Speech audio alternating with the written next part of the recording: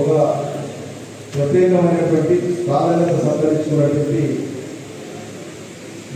సమయంలో సందర్భంలో మనం సమావేశం నిర్వహించుకుంటున్నాం. పార్టీ 25 ఏళ్ల క్రితం పుట్టినాడు.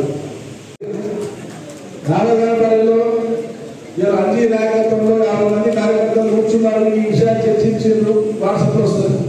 మళ్ళీ 2 రోజుల గ్యాప్గా మీరు ఊరు తిరుగుతారు. మళ్ళీ మీటింగ్ చేస్తారు. హైదరాబాద్ ఒక నాడు పోయిస్తారు. ఎంత పని కాదని ఒక పూట ఒక మనిషి పట్టినప్పుడు అక్కడ ఉన్నటువంటి వాళ్ళందరూ లేదు, మీరు ఇద్దరు పోతే ఇద్దరు పోయినారు.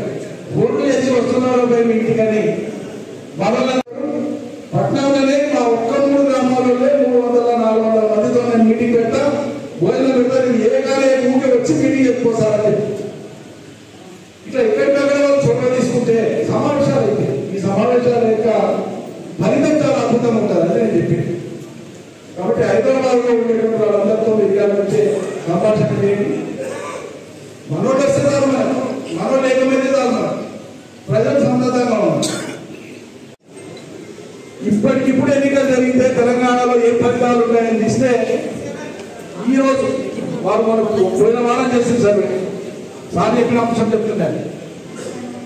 టైమ్స్ ఆఫ్ ఇండియా తెలంగాణ సమాజానికి కేసీఆర్ విలువ, పార్టీ విలువ, మన ప్రభుత్వం విలువ మరొకసారి బాగా తెలిసి వచ్చేటట్టు చేయడమే ఈ కార్యక్రమాల్లో ఉద్దేశం.